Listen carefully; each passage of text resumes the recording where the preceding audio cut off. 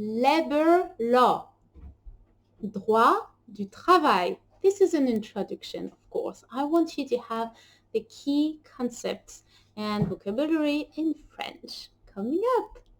Hello, my friend. My name is Claire, and I am here to teach you French with a smile. Let's dive in. So, le droit du travail. It's not something that relates to everybody who is working. Le droit du travail ne concerne pas tous les travailleurs, environ 25 millions en France, mais uniquement les 18 millions de salariés. Eux seuls sont couverts par les règles du droit du travail. Labor law does not apply to all workers, about 25 million in France, but only to the 18 millions of employees. Only them are protected by the labor law rules. Encore une fois, le droit du travail ne concerne pas tous les travailleurs, environ 25 millions en France, mais uniquement les 18 millions de salariés. Eux seuls sont couverts par les règles du droit du travail. Ensemble, say it with me, my friend. This is so important. Practice pronunciation. With me, my friend. Le droit du travail ne concerne pas tous les travailleurs, environ 25 millions en France, mais uniquement les 18 millions de salariés. Eux seuls sont couverts par les règles du droit du travail. Now, there is a big difference between civil law and labor law. The similarity is there's a contract, but the big difference is in civil law, the parties are considered equal, but this is not the case between a recruiter and a worker. À la différence du droit civil qui postule l'égalité entre les parties contractantes, le droit du travail part du constat juridique selon lequel il existe un lien de subordination permanent entre l'employeur et le salarié. En effet, l'employeur a un pouvoir de sanction. Contrary to civil law, which implies equality between the contracting parties, labor law starts from the legal observation according to which there is a permanent subordination relationship between the employer and his employee. Indeed, the employer has a sanctioning power. Encore une fois, à la différence du droit civil qui postule l'égalité entre les parties contractantes, le droit du travail part du constat juridique selon lequel il existe un lien de subordination permanent entre l'employeur et le salarié. En effet, l'employeur a un pouvoir de sanction. Encore une fois, together, repeat with me, my friend. À la différence du droit civil, qui postule l'égalité entre les parties contractantes, le droit du travail part du constat juridique selon lequel il existe un lien de subordination permanent entre l'employeur et le salarié. En effet, l'employeur a un pouvoir de sanction. So labor law, in the French concepts and rules, the idea is that it's here to differ from civil law because there's a protection for the employee to kind of put the balance right again in a way.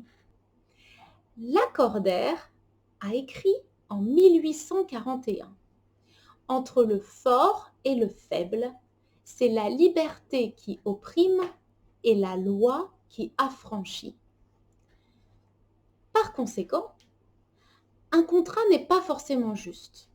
Le droit du travail illustre donc qu'il repose sur une conception morale et un système de valeurs.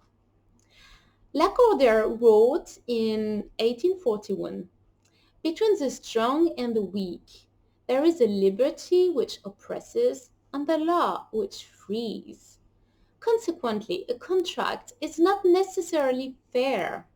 So labor law shows that it lies on moral ideas and a value system.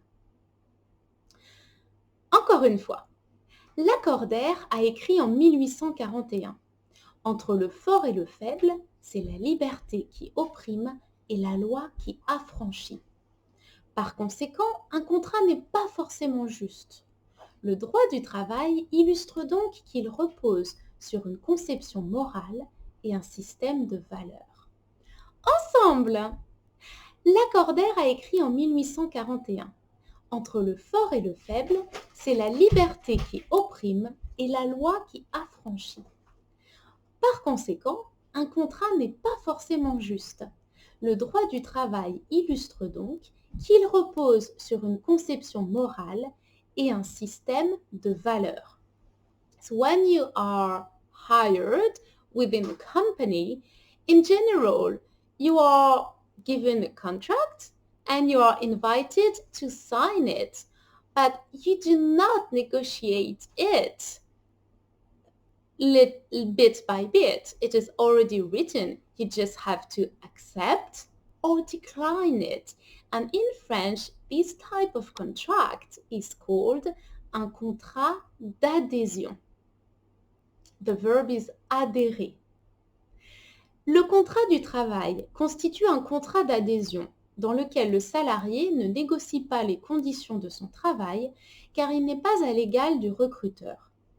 A work contract is a contract of adhesion within which the employee does not negotiate the working conditions because he's not equal to the recruiter. Encore une fois, le contrat du travail constitue un contrat d'adhésion dans lequel le salarié ne négocie pas les conditions de son travail car il n'est pas à l'égal du recruteur. Ensemble, le contrat de travail constitue un contrat d'adhésion dans lequel le salarié ne négocie pas les conditions de son travail car il n'est pas à l'égal du recruteur. Now, when you are executing the contract, a whole set of rules are going to be imposed on the employer, on the recruiter, and the reason is law wants to protect the weak party, the employee. For instance, in France, there are the 35-hour week.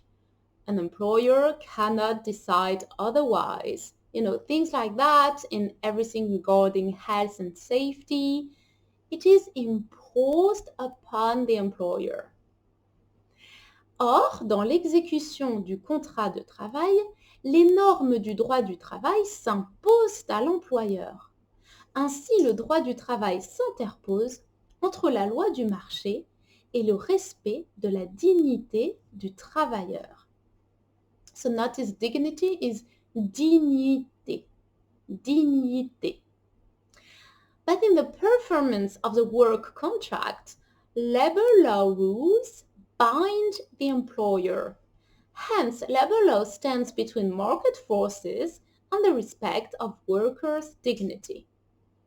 Encore une fois. Or, dans l'exécution du contrat de travail, les normes du droit du travail s'imposent à l'employeur. Ainsi, le droit du travail s'interpose entre la loi du marché et le respect de la dignité du travailleur. Ensemble, say it with me, my friend, let's go!